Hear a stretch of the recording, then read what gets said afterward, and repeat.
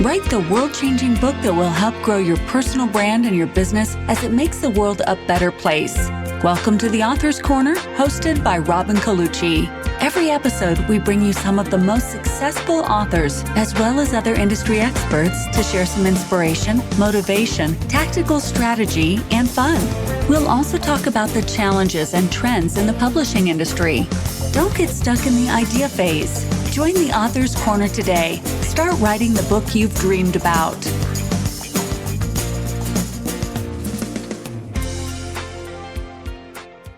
Hello and welcome to the Author's Corner. I am your host, Robin Colucci, and today I want to talk about an issue that I think becomes especially compelling once you have written and published a book, and that is the need to get more help, to expand your team, to have, if you are used to being a solopreneur and handling everything on your own, making that transition into author where you're not just running your business, but now all of a sudden you're promoting a book, you're coordinating more speaking gigs, you're coordinating more media appearances, and the list goes on and on of because of the growth that you'll experience as an author, you need to bring on competent people to help you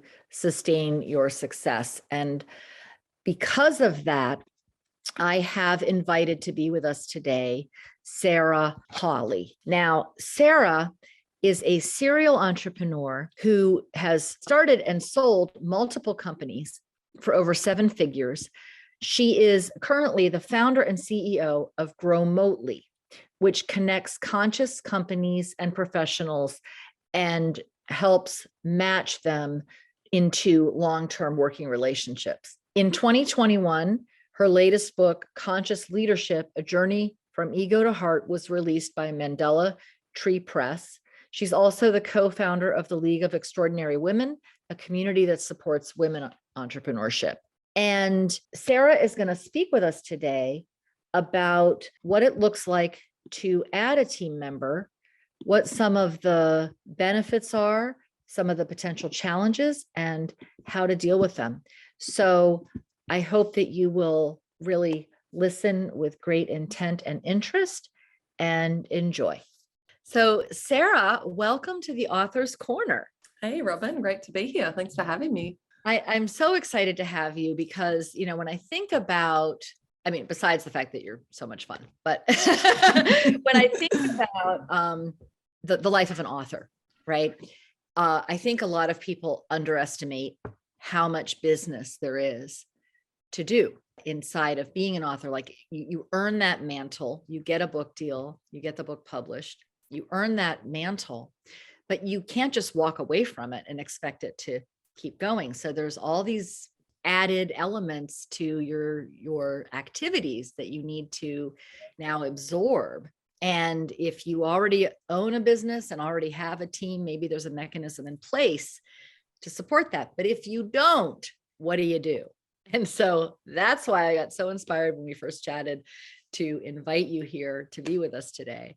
But I guess before we get to what do you do, tell us a little bit about how did you decide, like what led you to found Grow-Motely? Oh, it's such a fun story. And I think many will relate to parts of it. I became an entrepreneur in around 2009, early 2010, and freedom is one of my highest values. So of course, becoming an entrepreneur and being able to be in charge of myself and my own time and all of that was very in alignment. But fast forward a couple of years down the track, and I feel like I don't have anywhere near as much freedom as I wanted. Like to some degree I do, and it's nice to know that I'm making my own money and, I am the one making the decisions, but really I was like working long hours in an office, just showing up for really long days, and got to a point where I was like, I love to travel so much. Like that's part of freedom for me, is to be out in the world and to be experiencing everything that this wonderful planet has to offer. And I wasn't able to do that as much. And so in 2014, I'd had enough, and I was like, I'm ready to get back out in the world. I want to move to the US. I want to live in other parts of the world. I don't want to be stuck here because I have a business. And so I decided to turn my companies remote, and I had a couple of businesses at that time. Back then, it was very different being remote. It wasn't normal. I mean, there were freelancers and there were some people maybe working as consultants on their own remotely, but businesses and teams, it wasn't anywhere near what it is today. But really going into remote work and turning my companies remote, fully flexible, global was the key that unlocked the door for me to becoming a much better leader, to having a much happier, higher performing team, and improved culture. Just really unlocked the door to a lot of happiness and well-being, both for myself and for my team. So it was really like a magical experience for me. And I was able to move to the US, which is where I live now, in 2016, and kept growing my companies. And I ended up growing and selling 3 businesses along the way. So, proper legit businesses with teams of like 10 to 20 people. They weren't huge, but they were really successful financial planning businesses that I was able to grow to a point and sell.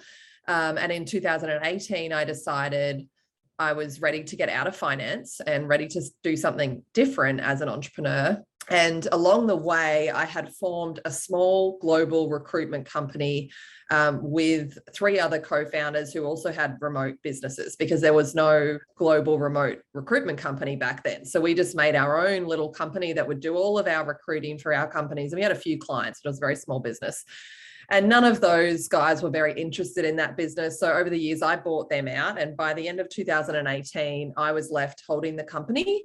And so having sold my final financial planning business, I was like, all right, well, I'm going to go into this remote work thing and see what it's all about. I just felt really called to, as a business and as a career, and kind of really dive into it and see where I could take it, because I was so passionate about it. Like, it literally transformed my life in so many ways. And so about halfway through 2019, I really understood that what we could do with turning the service aspect of our business into a technology platform, and started working on basically ideating what has now become Grow-Motely. So the most fun part about the story is we raised a really small pre-seed round and closed that on March 13th last year, which was the Friday before we went into lockdown at the start of this pandemic. That was the day my son was flying home from Italy. He was on a full flight in Italy, and it was the last possible day he could get out. So he stayed as long as he could, and then he came home. And it was like the day that I decided I wasn't going back to Australia and I was going to stay here in the US. And that was a really big moment for me, realizing that this has certainly become my home. Side story. But yeah, we really quickly in the next month or two realized that, wow, the entire world just experienced remote work. Like, this is no longer a 10-year time horizon. Like, I knew it had to be coming. I'm getting goosebumps all over, because I'm imagining, like, you couldn't have timed it like better in terms of, I mean, and I've actually been an advocate of remote work for many, many years as well. Mm-hmm. If for nothing else, it's got to be better for the carbon footprint. Why are we driving to and from work every day when so much? And I'm fine. I'm very productive. I'm much more productive at home than I ever was in an office. The amount of time that I used to waste that was like getting to and from the office, talking with people, going on lunch breaks, like, just, I don't need to do any of that, Exactly. All those things that take us away, and it's less stress, but for me, anyway, I mean, that's what I've noticed. It's totally. Once the world went remote, I mean, you were just perfectly poised to absorb that demand. I would imagine. Did you get flooded? I mean, I'm just curious, like, what, or was it? We did. I mean, people realize that's what they needed. I mean, there might have been a little. Well, it's been like an amazing journey, but we had only just closed that seed round, so we hadn't built our tech platform at that time. So the stressor for me was like, oh wow, we got to go fast. Like I said, this is not a 10-year time horizon anymore. This is a happen now. We're already there, and I wanted my product live and in market immediately, which is not possible. So I got to finding a dev shop that could help us build it, because I didn't even have a team yet. I didn't have a co-founder, a CTO. I didn't have anything. So I outsourced the development to get moving on it, then started looking for a CTO, which I found Chris Turpak, who joined me in August last year, and he's unbelievable. And then he took over the project, built our own in-house dev team, and we kept going from there. We didn't end up getting the product live until April this year. So that was a really challenging time for me as a business owner, in that I've always been in service businesses where if you have the idea, you can literally start selling that service and delivering tomorrow. Yeah. Heck yeah. But building technology is a whole different thing. It's this big, long investment of time and energy and financial capital before you can go live. So it was a really big learning curve for me on that front. But yeah, I mean, generally speaking, even just running our pre-launch campaign, there was so much interest around what we were doing. And we had over 5,000 people join with no marketing spend, just following along and wanting to be part of what we were doing. And, you know, we've just grown from success to success since launch. And we're really focused on our ecosystem and a community-led growth approach. And we embraced that and embodied that from day one. And it's just paying off, because there really is so many people that are just so, excited and engaged by what we're doing. And it's been the most amazing journey, Robin. Like, this has been the best 2 years of my life. And I say that with compassion for, you know, the challenge that a lot of people have faced. I personally, am just like, aside from the illness that's existing, everything else is a chance to rethink how we've been doing things and to reset and to redefine humanity moving forward. So for me, it's just a big, wow, this is fun. This is exciting. I hear that. I do. I really do.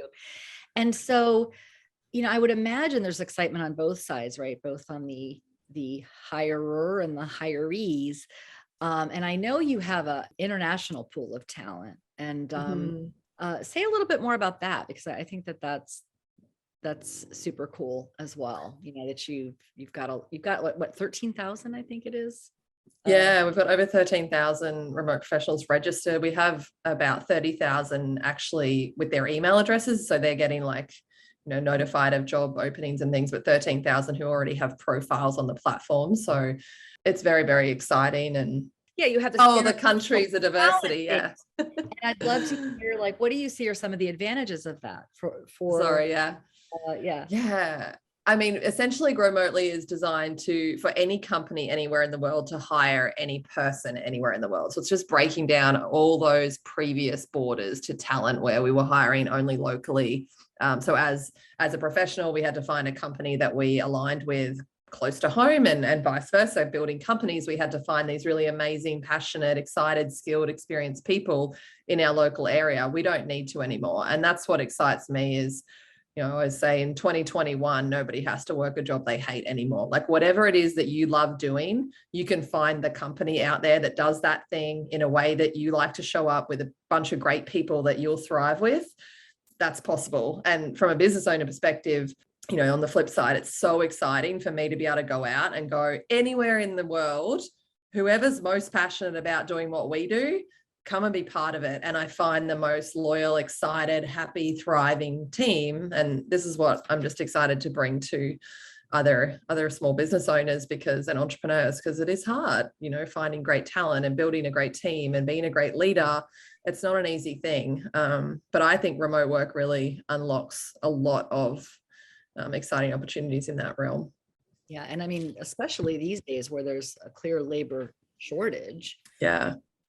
Here in the US, it's incredible to have access to the world, really. Like, there's so many talented people who would be so thrilled to be able to contribute, in that way. Totally. It's amazing. And the diversity, it takes diversity and inclusion to a whole new level. I mean, really having a truly diverse team where you have people from all walks of life, from all different skin colors, from all different cultural backgrounds. We were talking with the founder of Namal, which is an organization that upskills and preps refugees for remote work. And so we're partnering with that organization, and that is so exciting to me, adding people into your organization that have that level of diversity, people with disabilities who tended to be very overlooked because of a physical obvious something when they walked into an interview or what have you.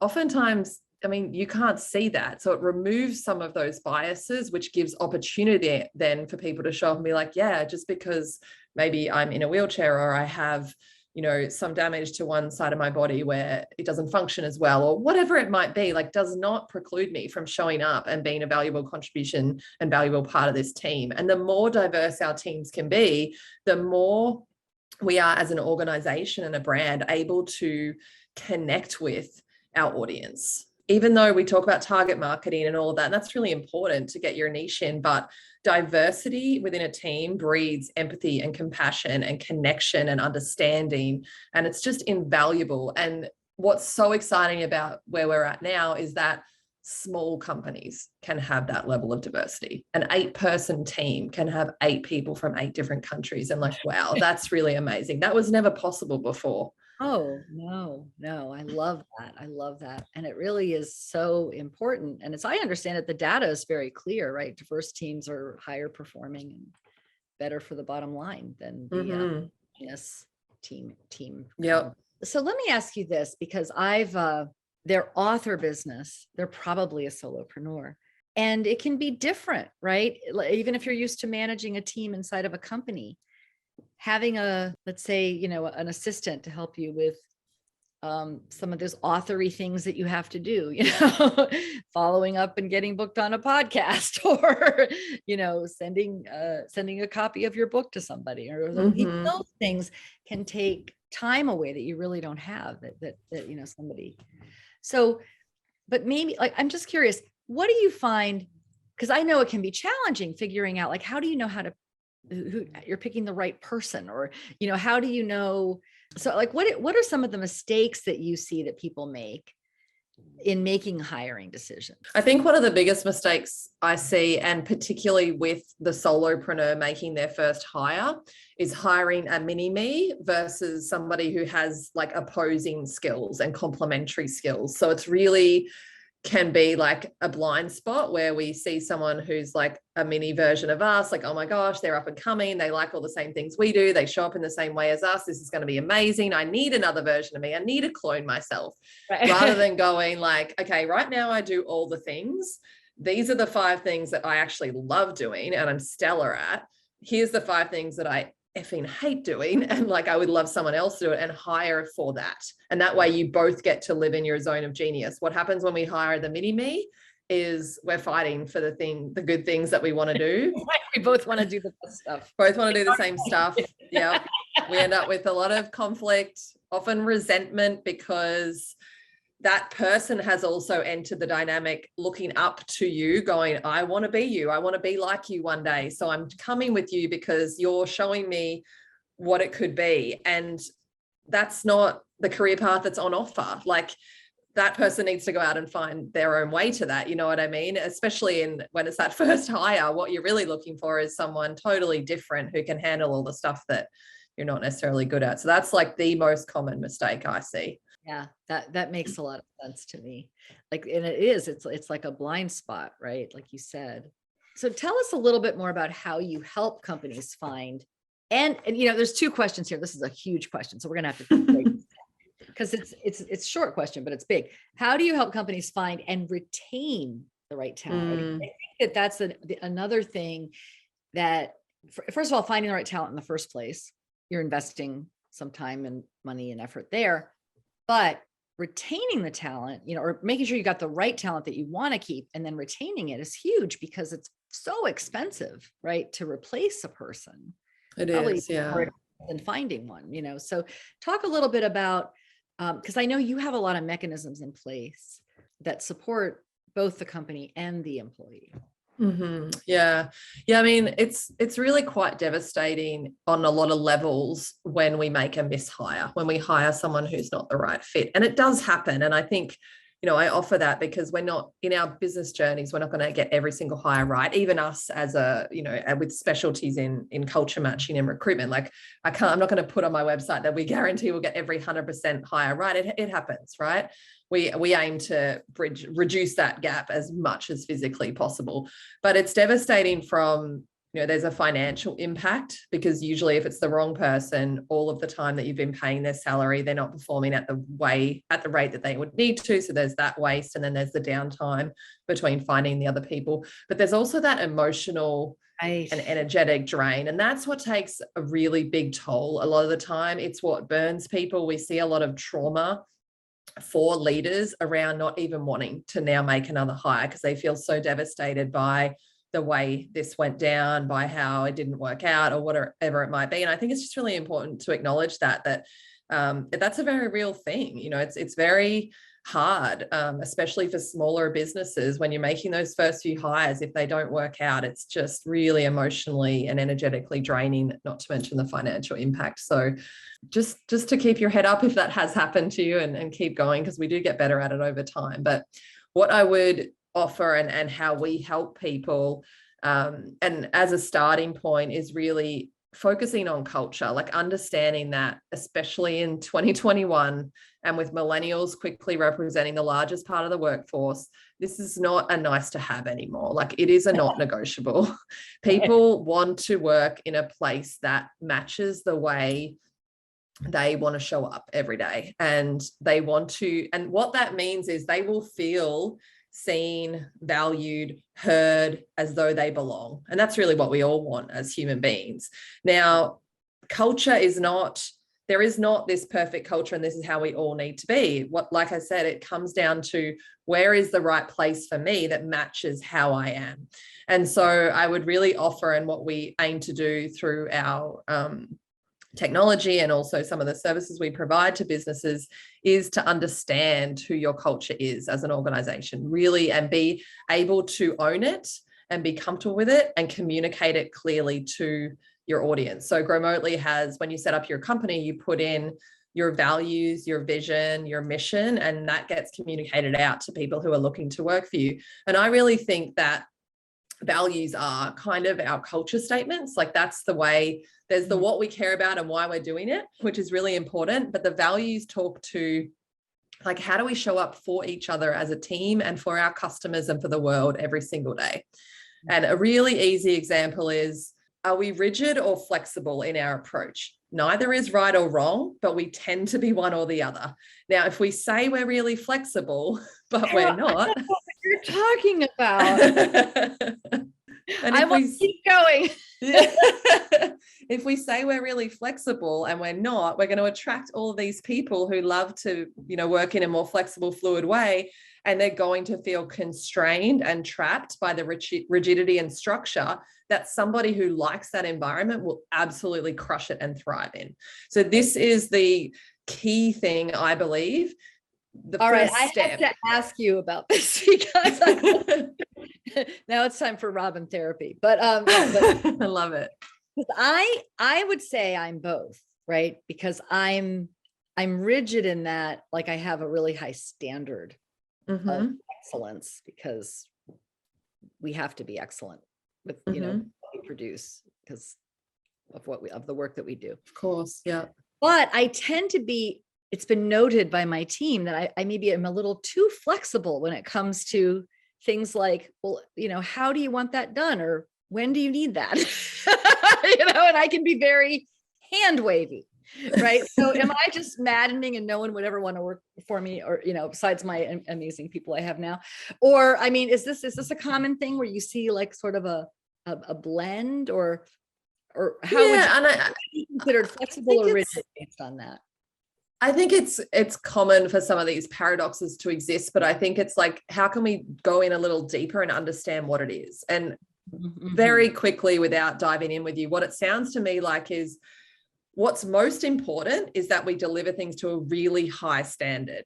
I would pick that over you meeting the deadline. Yeah. Right. So the flexibility is coming around, like, deadlines and that sort of thing. It sounds like you're less attached there, and maybe even to, like, where people work from. Like, I don't mind. I don't know. Yeah. I'm guessing, right? Like, so there's flexibility around, like, how you do things, and even when they're get done within reason, maybe, like, we have more flexibility. Certain things, deadlines are non-negotiable, but other things, it's like, Wednesday, Friday, what works for you? Exactly. And maybe like flexibility when, if there is something unforeseeable, like it's okay, but what's most important is this very high standard, right? So understanding that both of those can exist as values and they're not necessarily diametrically opposing, provided and I like value statements because they help to kind of distinguish that. A more rigid company might be like on time, every time, and following a process, which means like there is no room for us to ever be late on anything. And even if we don't get it done to the best quality, like as long as it's on time, whereas that's not how you're operating. You're saying, well, number one is we want a high standard. Like that is, we go above and beyond in terms of our quality and our standard. We aim to meet deadlines, of course. And we have room for some flexibility in like how we get things done and where we get them from. So, really diving into things is helpful. Yeah. Yeah. Thanks for sharing that, because I think it helps, at least it helps me, and I hope it helps our listeners, really understand what you're talking about with that dynamic between rigidity and flexibility. Yeah. And I mean, we're very flexible in our organization as an example, but we do have a lot of systems and processes. Not to say we don't, but if someone was coming out of the military where they really thrived in the layers and the hierarchy and this is what's next, follow the bouncing ball, probably would hate Grow-Motely, because we have low levels of hierarchy, and while we have systems and processes, it's a lot more fluid and it's a lot more ever evolving. They're constantly changing. We're not super attached to them. So, that would be an example of something there. Do you know what I mean? I do. Absolutely. I'd love to have you speak to, because this is something that I think every solopreneur gets over at some point, or they go out of business, which is this idea of, I can't afford to hire someone. Yeah, you can't afford not to. I mean, a couple of reasons. One, burnout. I mean, ultimately, you will burn out. Two, and this would be the next step, like we were talking, once you've kind of looked at, well, what is our culture? And if you're a solopreneur, the culture is you. Like, what are my values, and how do I want to show up, and how do I expect people? Because if you don't communicate that, you're just going to have a whole lot of challenges, which will seem like personal conflict, but they're not, necessarily. But the next thing to do is really look at, what are the things that I really don't like doing, that I'm not necessarily very good at, and what are the things I thrive at? And knowing, and there is a point where you're taking that leap of faith to make that investment in someone, so that if you can do more of what you're really, really good at, and they can crush the stuff that you're not, like, you are going to see exponential results if you do it. If you're honest with yourself about those things, and you hire that person who can thrive in that environment, you are now going to be able to do so much more of what you excel at. And that will pay off. And there may be a short-term pain there, and a little bit of a, like, with growth, I always look at it like, okay, we have this like slight dip in the curve, in the quality, in the whatever before, or the financial bank balance, whatever it is.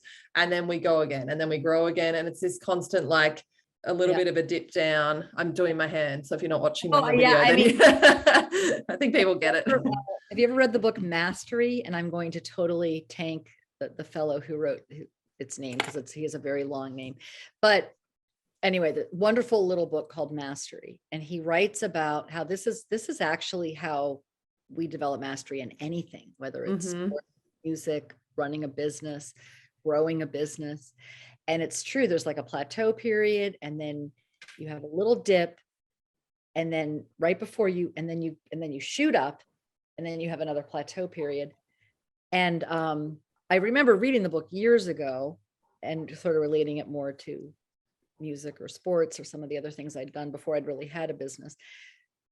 But then it's really anything, in a business, because when you dip, it can be scary when you have a business. It is scary. And going from being a solo entrepreneur where you're doing everything yourself, you are your own benchmark. You probably are pretty good at doing most of it and keeping it together at some degree. So when you first hire that person, even the things that you're not as good at, there's a chance that the first few weeks, they're not going to be that good at it. And you're going to get scared, and you're going to think, oh my God, they're not doing it as good as I am. Like, oh, what are we going to do? But like, just give them a minute, just back off, just relax. you also need to pull yourself out of it and get comfortable now focusing on what you need to focus on and let them grow and thrive and learn. Then all of a sudden you'll see they're better at it than you because they only have to do that stuff all day, whereas you were doing, everything. And now you get to be better at whatever it is that you love. So, I mean, just to go full circle to the start of the conversation, like as an author, when we publish a book, essentially, we have to do marketing. We might have to do sales. Even when we have a publisher who's actively involved in that stuff, we're not completely precluded from it. There's logistics and, like you said, sending things out and operations and all of that stuff, marketing of self, personal brand. And I think sitting down and saying, like, what are the parts of this that I love? Because some of it you probably really do love.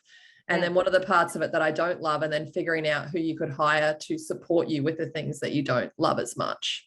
Yeah. And sometimes it's also the things only you can do. Like if you're an author and somebody wants to talk to you about your book, you can't send your assistant. No, exactly. You've got to be there and do that front facing stuff. Mm-hmm. But yeah, I think that is, and I think let's talk a little bit more about letting go, because I think that is, I know that's something that I'm constantly having to work with myself on, right? Is letting go and trusting. So was that ever easy for you, or was that something you had to learn? Or no, and I feel like I continue to learn it. I think one thing to note on this is how sneaky our ego is. And our ego likes to be validated in its existence by the things that it knows how to do well. And one of the ways it validates it is to tell us the story that no one else can do it. No one else can do it as well as us. People aren't doing it as well as us. They're not doing it fast enough. We could just do it better ourselves. And so just knowing that the things that we don't want to let go of and don't delegate are often things that sit in our zone of excellence, which we're very good at them, but they're not our zone of genius. So when we are operating in our zone of genius, we are risking everything, because if we mess it up, that is like the fire that lights our soul. It is our reason for being. So there is so much more risk for us as beings to be operating more often in the zone of genius. When we operate in our zone of excellence, we don't care about these things, but we're good at them. And so it gives us a lot of validation to just be like, look at me crushing this thing that I don't really care about, but I'm not putting myself out on my limb doing the thing that I'm absolutely like, I truly exist as a human for this thing. So if it doesn't go right, I am like obliterated. I am just like totally fascinated by what you're saying, because I've never heard it put that way before, but I can really see what you're saying. It's like, so the zone of genius isn't necessarily the zone where you feel the most competent, is what I'm hearing you say. Or I would use the word comfortable.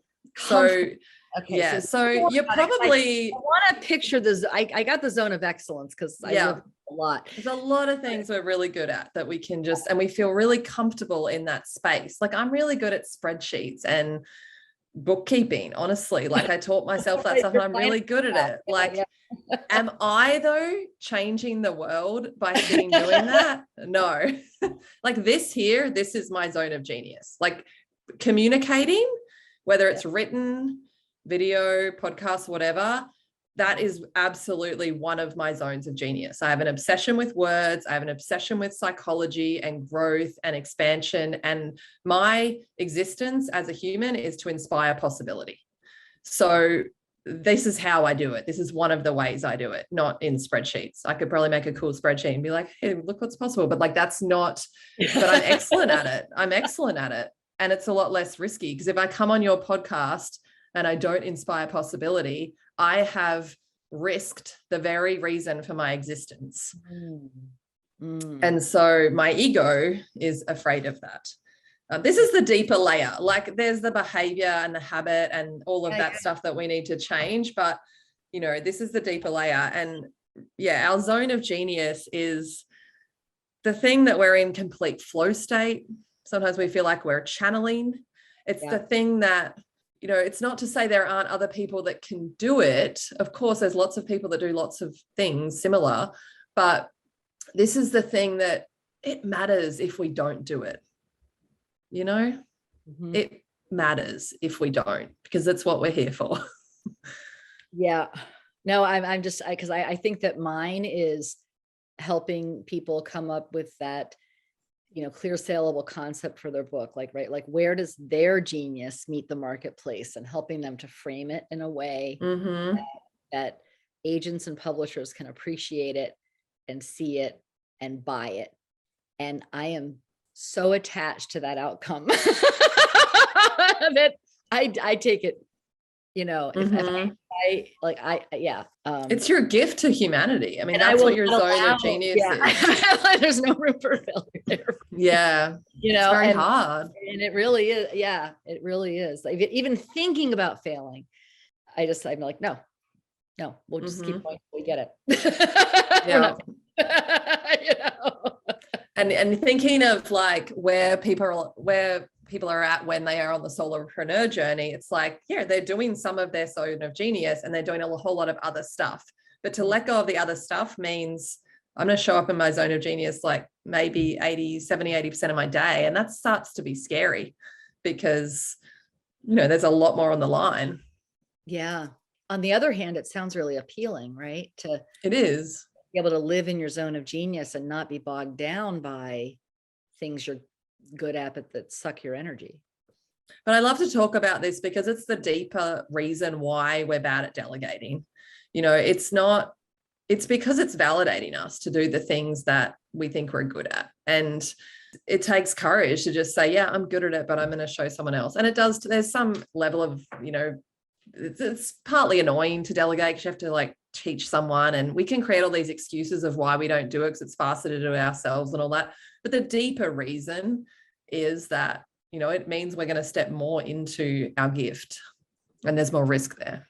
And I think too, like but even, I guess there is that thing, right? Because this is something that I wrestle with too, because, I have a team of excellent people. They all tell me though, it's like the concept, they're just like, please just do the concept. Please don't make it. And there is that, it's validating, but I also know like I'm like, my brain is going, I'm stumbling because I'm trying to figure out the best way to say this, but it's like, I feel on some level rationally, I'm saying, well, obviously I could train someone to do this, right? As well, or maybe if not as well, almost as well. But it still feels like it's my zone of genius. Well, it can be. As that little bit of edge that maybe isn't teachable. It's something about my whole worldview. I don't know. Like, say more about that, because I'm curious to get your perspective on that.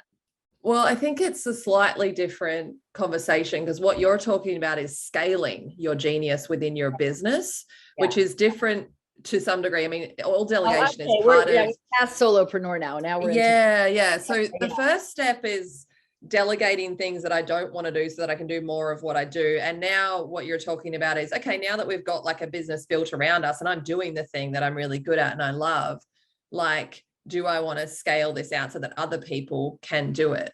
And so what are you letting go of if you train someone else to do it? Are you really letting go of anything, or are you just adding to? No, I feel like I'm adding to. I guess that what's reflected back to me, though, is that they still want me to help them with that piece. Yeah.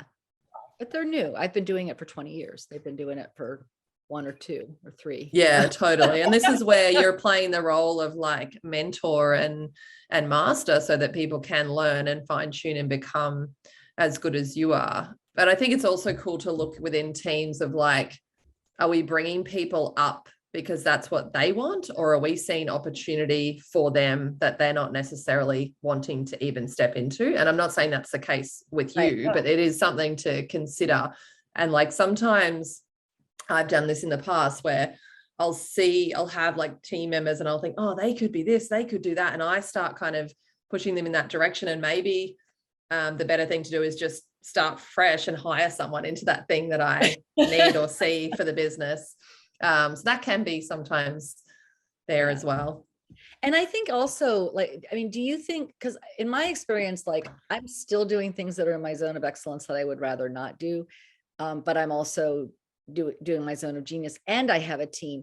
So it's like, do you think that you have to really get stuff offloaded before you start teaching from your zone of genius, or do you think it like can all happen at once? Like I'm just, or it probably could be any combination, but I guess I think mostly we're doing a bit of both. It's just your life will be more enjoyable the more time you get to spend in your zone of genius. Oh, yeah, and I think that is really, it is such a quality of life issue, such a quality of life thing to have people that you can count on to help you with these things.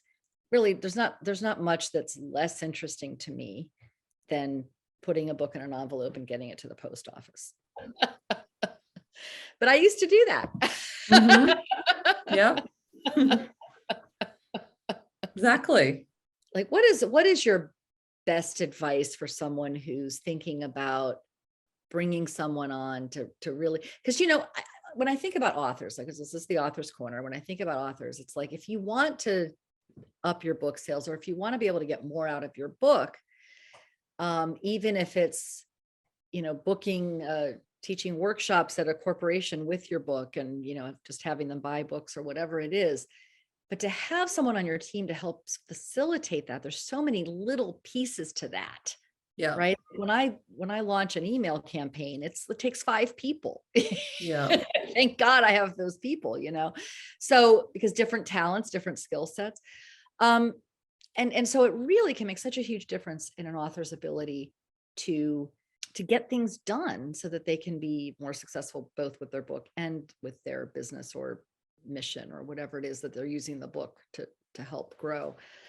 So if you could give one piece of advice, I know this isn't fair, to somebody who's thinking about making this kind of a move, what would be that advice, or what would you say is the most important thing for somebody to consider as before they make that move? Maybe that's a better question. Like we talked about, like figuring out what it is that you want to do and you would like someone else to do. But if we think of the case of an author, I mean, broadly speaking, you probably want to hire someone who is like a high level operational assistant or assistant who has skills within the marketing realm, and probably could be like less on the super operational realm, if that makes sense. So we're still looking for someone who's organized, efficient, and enjoys doing systems and processes, but there's not like as much logistics of a book, of an author's business, so to speak, as, I don't know, like an e-commerce company where they're shipping millions of things out all the time and managing suppliers. And, you have one probably channel where you're ordering the book from, and then they do have to be sent out and things like that. But there's probably a little bit less on that side. But in terms of understanding marketing technology and being able to support some of that side of thing, I think would be quite helpful. And I would, before you make your first hire, there's a bunch of things all of those things that you've most likely been doing. Or if you're ahead of the game and you're hiring before you get into it, that's a different story. But if these are things that you have been doing, start to create a little bit of a just checklists and a few like items, notes around the different tasks. It doesn't have to be comprehensive. Like building out training programs and onboarding programs can obviously be as long as a piece of string, but just having a few things for when they start. One, I mean, you need to create a job description that actually advertises what the person's going to be doing. So just keeping track for a week or two of what these tasks are as you're doing them and having them fall into the job description, advertising for the role. And then when they start, just kind of going back to that list and being like, all right, well, here's kind of how I do this thing and here's how I do that thing. And it doesn't have to be comprehensive. Don't overwhelm yourself. Like, you're hiring someone with these skills, so they're going to be able to come in and learn, but you will feel more comfortable having a framework of like, these are the 10 main things that I'm kind of going to hand over to you, and let's just go through them one by one and come back and ask me as many questions as you want. I always encourage my new team members, like, ask as many questions as you want. I do not expect you to remember any of this. You are still trying to understand me. You're still trying to understand the company, let alone this one thing. And I'd rather you bombard us with questions in the first few weeks or months and know that longer term we're good to go. And I think that's the thing as well, not expecting someone to come in and just be able to hit the ground running with no input. Like, people still, as I said, need to learn you and the business and the culture, even if they have that background that they're going to bring and enhance, they still have a learning curve, for sure. Yeah, great. Really great. All right, Sarah, I think we've covered a lot of great ground here. So I'm going to go with my favorite final question, which is, what didn't I ask you that I should have? Oh, gosh. That's such a on the spot question. I don't know. we could talk about my own book, my process. Yeah, let's do. It's a fun story. So I wrote a book at the start of the pandemic, actually, called Conscious Leadership, that was released this year.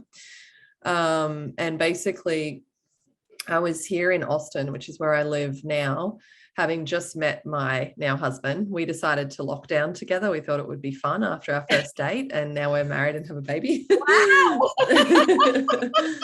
But in those first couple of months, he was in the process of starting a new business, and we would go for walks and I would just share stories of my leadership and business journey with him. And one day he said to me, well, why don't you write all of this down? These are such great stories, like people could learn from this. And I was like, oh, I suppose so. And then I thought, well, I could make a little ebook or something, like a downloadable thing for Grow-Motely to attract leads and just share some of who I am. So I started writing, and he helped me brainstorm, like, these are the stories that you've told me that were really powerful. And I wrote a whole list and kind of created a chapter framework, which is how I've published 2 books, and I've written probably 5, that the other 3 are sort of half finished or what have you. But I tend to start with like a concept of what this book is, and then I create the chapters, and then I just sort of pump through it. That seems to be how I write. So I brainstormed all these chapters and then just started writing. And as it came out of me, I realized, like, oh, this is a little bit more than an ebook. Like, this is, right. I think it ended up being 26,000 words, which is not huge, but it's, more than what I thought, like a 5-page, downloadable book or something. It was a bit more than that. And so I thought, well, maybe I should think about publishing this. And Joe was working with a book coach at the time on a book he's working with. And so he arranged for me to have a meeting with him, and I sent the manuscript across. And when we got on the call, first thing he said was, well, we would love to publish your book. And I was like, oh, like, that wasn't even what the meeting was about. So that was like very wonderful experience for me, and definitely worth celebrating. But yeah, that was my experience writing Conscious Leadership, and it was amazing. Well, congratulations. Yeah. Thank you. I think we need more conscious leadership in the world for sure. So yeah. Thanks for letting me talk about it. Absolutely. And Sarah, thank you so much for sharing all your insights and wisdom. And I know I learned some things that I think will help make me a better leader. So I hope that our listeners can say the same. I'm sure that they will. So, yeah. Thank you for having me, Robin. Such a good conversation. I love talking about this stuff. Thanks again for being here.